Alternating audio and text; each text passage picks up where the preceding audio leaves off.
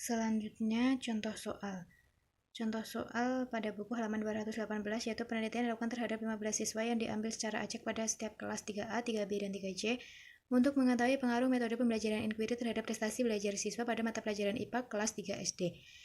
Prestasi diukur dari nilai ujian ketiga kelompok sampel.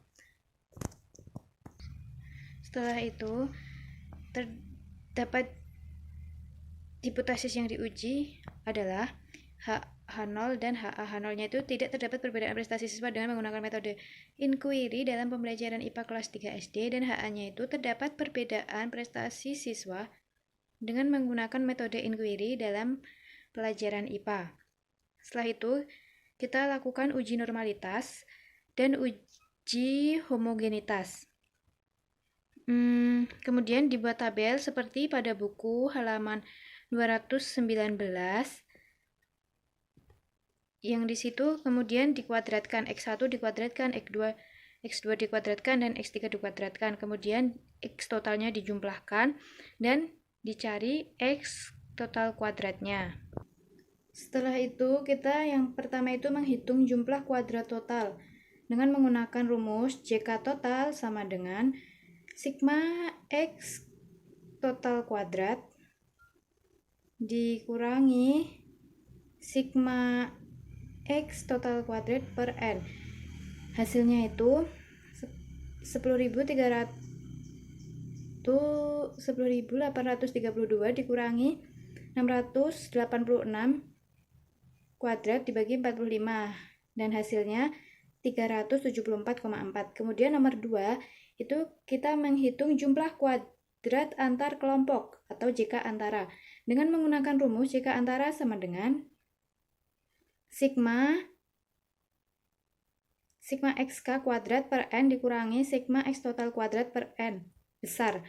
Nah, di situ 187 itu dari jumlah X1-nya, kemudian 236 itu jumlah X2-nya, 263 itu jumlah X3-nya, N kecilnya itu 15, 15, dan 15. Kemudian N besarnya itu 45. Dan hasilnya dijumlahkan, kemudian hasilnya 198,58. Kemudian yang ketiga, kita menghitung jumlah kuadrat dalam kelompok atau JK dalam dengan menggunakan rumus JK dalam sama dengan JK total dikurangi JK antara sama dengan 374,4 dikurangi 198,58. Jadi hasilnya 175,82. Selanjutnya kita menghitung mean kuadrat antar kelompok atau MK antara dengan menggunakan rumus MK antara sama dengan JK antara per M min 1 M dikurangi 1 sama dengan 198,58 per 3. M-nya itu jumlah kelompok sampelnya 3 dikurangi 1. Jadi 99,29. Selanjutnya kita menghitung mean kuadrat dalam kelompok atau MK dalam dengan rumus MK dalam sama dengan JK dalam per N besar dikurangi M kecil. Jadi hasilnya itu 4,18.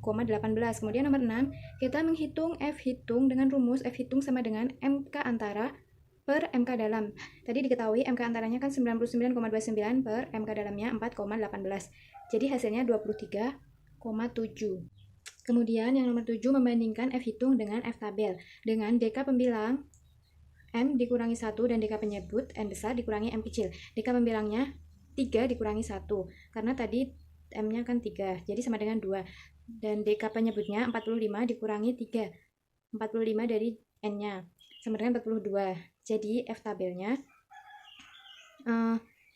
itu 2,42 dari yang 3 dikurangi 1 sama 45 dikurangi 2, jadi 2,42 dengan signifikansi 5%. Itu sama dengan 3,22. 3,22 itu didapat dari tabel pada buku halaman 264. Di situ signifikansi 5%-nya 3,22, sedangkan signifikansi 1%-nya itu 5,15. Kemudian yang nomor Kemudian nomor 8, membuat kesimpulan pengujian hipotesis. H0 diterima jika F hitung kurang dari sama dengan F tabel. F hitungnya kan 23,75. Dan itu lebih besar dari F tabel. F tabelnya 3,22 maupun 5,15. Dengan demikian maka hipotesis ditolak dan HA-nya diterima.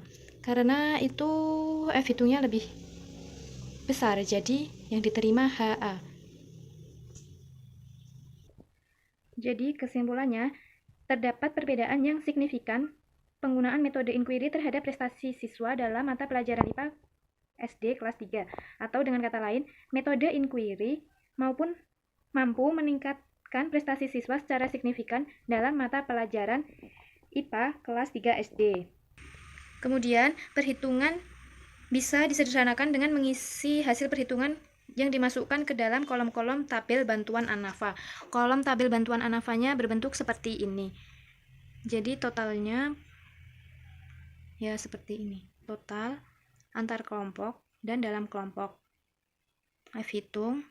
Jadi itu H0-nya ditolak. Terima kasih.